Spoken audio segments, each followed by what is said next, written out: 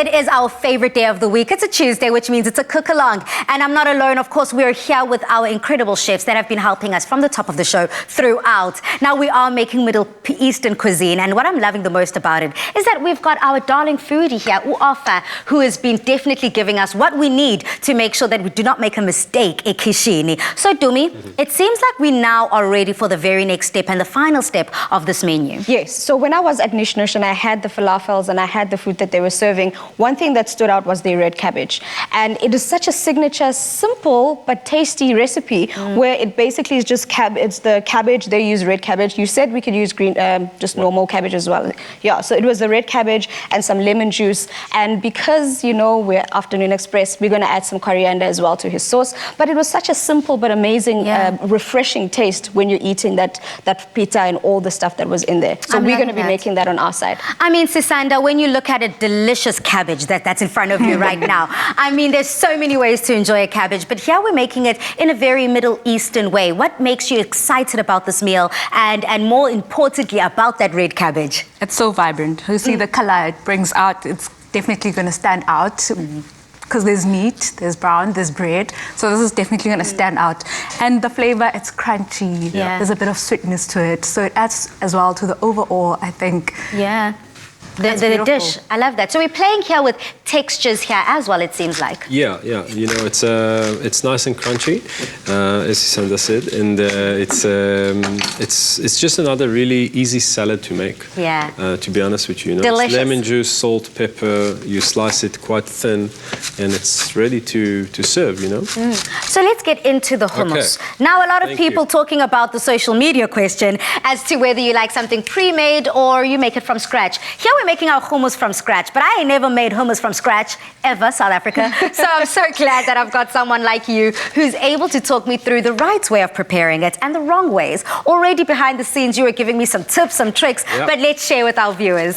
Thank you, Palessa. So what we've got here is we've got chickpeas that we've soaked for at least 12 hours, 8 to 12 hours overnight. Okay, same as the falafel, just we've soaked it for less hours, and then it's 8 to 12 hours. Then we've taken those chickpeas and we've cooked them for an hour and a half to 2.5 hours. It really depends on your chickpeas, you know, the type of chickpeas that you purchase. Some of them are really small, some of them are slightly medium sized, but you will need to cook them for an hour and a half to 2.5 hours. And the way that you really know that they're ready to take out of the water is that you can squash them with your fingers. Then you really know that it's ready. Okay. You know?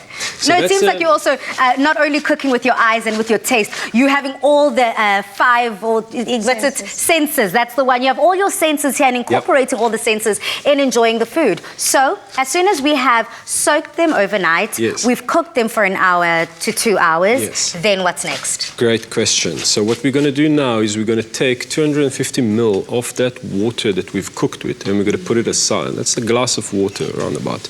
And then that's water are going to be used afterwards to add to the flavor when we're going to actually put all of it together. So cooking, the cooked water are really important to keep aside. And if you say want to have hummus and you want to make it from scratch, but you forgot to put it overnight, you can go and get a tin can of chickpeas. And use them. But you won't have that cooked flavors that you've cooked it over a long period of time. You can add some garlic or onions to that water that you're boiling and cooking and simmering. So that's kind of the tricks in the flavors. And then we're just going to add now the actual chickpeas into the food processor. So we've got just our chickpeas. Those soft cooked chickpeas already. I'm going to be just chopping up some greens that are going to go into the salad. So as we continue here, you can just keep adding. So we've got the water that we've cooked with. We're going to add it. And the nice thing about adding the water with the chickpeas, I would, first of all, my trick is to, you know, blitz it first of all with not too much water and not too much chickpeas. So you kind of need to have the ratio right. Okay. And once you've got the paste right, the texture, then you will add your tahina, which is the tahini sauce, and then you will add your spices.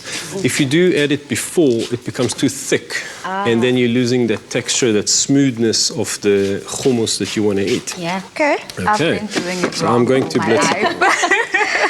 You and me both, yeah. Because normally you think that the right way to do it is to just blitz everything together. But now you've showed us that that's actually not the correct way. Well, carry on your side. Slow and steady here.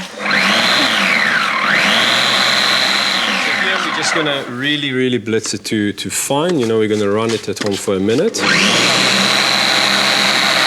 And we just need to essentially make sure that all those bits are really just chunked out, essentially worked out to make that smooth paste. And then, you know, we look at the texture of it. We like the texture. You know, if it's too watery, we add more chickpeas. If it's less watery, you know, you add more water.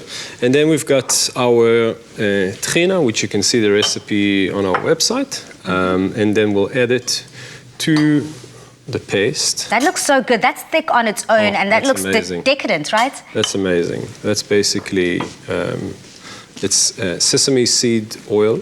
It's been grinded and it's amazing. It's really amazing. You can have it as a salad dressing. You can mix it with lemon juice and water. You can chop parsley and blitz it just as it is. Yeah, the tahina for me is fantastic. It is, everything. yeah.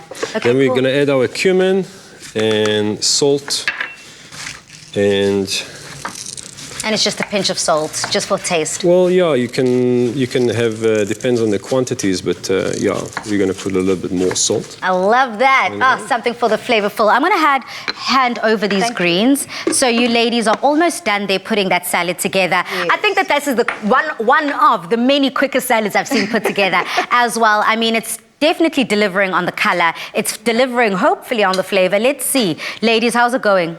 I think that's one thing I've realized about most of the food we've prepared today, that it is really quite quick. Because I mean, if you look at it, we've made the salad in less than 5 minutes. I mean, the hummus is almost ready. The beef koftas, I think the longest thing that we did was probably just the soaking of the chickpeas. That was it. But everything else was quick and easy, and all of this is so simple, so quick to make, and it looks very delicious. I love that. No wonder they call it street food. Let's keep blitzing. Okay, slowly but surely adding in those elements. Keep going. Yeah. Keep going. So we're ready here. This is it. You can have a look. It's ready to eat, you know? Perfect. That's Perfect consistency. Yeah. Oh my word. Talk about making some things from scratch. I'm definitely seeing here the benefits of a labor of love that is cooking. Making things from the ground up, essentially, building, elevating. Yeah. You know, that's hummus is you know, is amazing. It's so versatile, and you know, it's just so good. You eat a lot of hummus in the Middle East. You know, if there's one thing in the Middle East that everybody's there's a consensus about, is about hummus. You know, everybody likes hummus. Most of them, at least, most of the countries, and. You know, I think that's maybe the thing that binds us all, the love of hummus. Oh, look at that, binding us not only over there in the Middle East, but also here on Afternoon Express. Ladies, are we good to go? Are we finished? Yeah, hands up. I'm just ready to indulge now. I'm ready. Now you can already see the most person that's excited here in the kitchen is me. I'm so ready to get cooking, or rather get eating, because we've done our cooking. Everything is done and dusted. South Africa, if you have missed it, we've taken you on a flavor journey, essentially from South Africa, all the way to the Middle East. But please do head over to our website where you can get the full ingredients list and the recipe to be making this magic that we're about to dive in after these.